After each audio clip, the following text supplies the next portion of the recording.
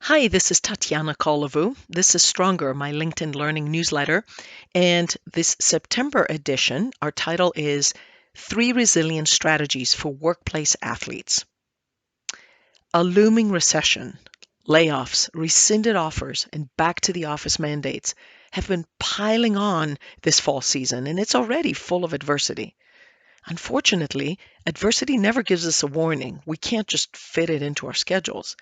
When the going gets tough, the only strategy in response to unpleasant change, the best path possible, is to move forward. A good analogy is to compare the stressors we face in the workplace with an athlete's approach to a competition. Prepare for it and learn from it in the same way. In my Resilience Strategies for Optimal Performance LinkedIn Learning course, I dive deep into practical tools used by top level athletes. I use research-based examples from the field of sports psychology in which athletes use behavioral skills they've learned and practice to overcome stressors like injuries, setbacks, and even repeated failures. I'm convinced that these skills can be applied in the workplace and life in general. So just like athletes, we need to bring our A games to the workplace each day as we juggle multiple responsibilities and face daily setbacks. We can all benefit from some of the tools used in the sports arena. Here are three I recommend for this rocky business season. The first one, coach yourself daily. You know yourself better than anyone else. You know the things that can knock you off your game, the situations that sap your confidence, making you feel like an imposter, even when you're so tired that you start to question your decisions. Try talking to yourself. Now, create a daily motto that you can repeat every morning. There's actually research showing that the use of self-affirmation mottos and mantras can use and help athletes perform for longer duration and even higher intensity events. A recent study in the Journal of Personality and Social Psychology examined the effectiveness of distanced self-talk. For example, I would say to myself, you can do this, or Tatiana, you can do this. Using names is even more effective versus just saying, I can do this. Now, findings show that small shifts in the language people use to refer to themselves positively influence their ability to manage their thoughts, feelings, and emotions under stress. One way I use positive self-talk is maybe not to talk it, but to write it down. And I write things on post-it notes and I stick them on the bathroom mirror.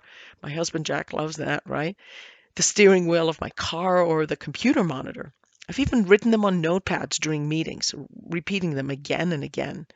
I really believe that if you don't talk yourself up, who is? Second one, set up your training space.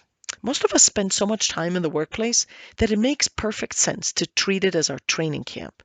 Ask yourself, what's your ideal work environment? Does it need to change based on the project you're working on? Do you have any flexibility to adapt your setting? And if you don't, can you control your workflow to times of the day that match your energy peaks and valleys? Does your workplace have distractions, visual ones, noise ones, ones you can avoid, filter out, or even remove? Does your best work happen when you're motivated, or does it happen when you're feeling energized or even edgy? Are there other tasks or settings which you perform best when you're calm and centered? No single strategy works for everyone in all settings. Research with athletes competing in the same event indicates that for best performance, some need to be nervous while others must be calm and relaxed. When it comes to the physical space, do you keep reminders around you that give you energy and strength? This could be a photo of an important personal accomplishment, such as receiving a degree or an award, a note you wrote to yourself, or what you received from a loved one. I've got kids' post-it notes all over the house. I can't throw them away. It could be a keepsake you display at your workplace as a daily reminder. A motivational memento can reset your attitude, even giving you strength when you need it. Now, together with that training space, think of routines and rituals. Athletes do that all the time, and it is shown to improve their performance. A study from the Journal of Sport Behavior found that basketball players performing a certain routine before shooting free throws did better than players not shooting one. What about you? Do you have the equivalent of a pre-shot routine for the big game? It could be using centering and breathing exercises before giving a speech or in front of an audience. Or how about having a daily morning or bedtime routine? Such routines for preparing for work or planning the next day can help you get through anything from the grind of endless meetings to the challenge of a boardroom presentation. Finally, the final strategy, take care of you. I probably say that every other newsletter. Whether you're facing the extreme adversities of recent times or typical workplace challenges, try adapting the resilient skills of athletes to both endurance and thrive in the workplace. Let's use the analogy of an endurance race. We hear a lot about marathons, and in that case, pacing is everything. How does pacing work for the sport of work? Each night, review your work schedule for the next day. Make your to-do list, fill in any of the details, and that can be trivial stuff like food or dress or breaks or how am I going to get there, transportation. If you can control your schedule, then anticipate how you'll feel after that intense day of meetings. Can you block your calendar to give yourself a little downtime? Tune into a regular daily rhythm of energy. Plan for productive activities during your energy peaks. Pacing is key to you being resilient for the long haul. Besides preparing for the day, also work at adding brief breaks between periods of hard work. If you're taking a break, make it a true recovery break instead of just unrefreshing inactivity like surfing social media or reading the news. If you're at home, laying on the couch, watching TV or scanning your phone, it may qualify as physical rest, but it's different from recovery. Think of ways to take a break that refreshes and energizes you. For example, go out for a short walk. Find a place outside where you can sit with a good book. Listen to some inspiring music or combine all of these. Pile on the self-care when you can. I love getting massages, listening to music, watching movies, plus just catching up with friends and family. I'm sure there's much more that you can add to the list. Have you ever tried that 7-4-7-8 breathing exercise? You can do it for 5 minutes at your desk when you take a break. Now, the LinkedIn Learning course I mentioned earlier is probably the only one with its own Spotify playlist. In the course, I go into greater detail about the pacing, psyching up, and relaxing power of music. And the playlist has songs from all three of these areas. Check it out. Billie Jean King, one of the most celebrated professional tennis players, once said, "Champions keep playing until they get it right." She's not just talking about athletes, she's speaking to all of us.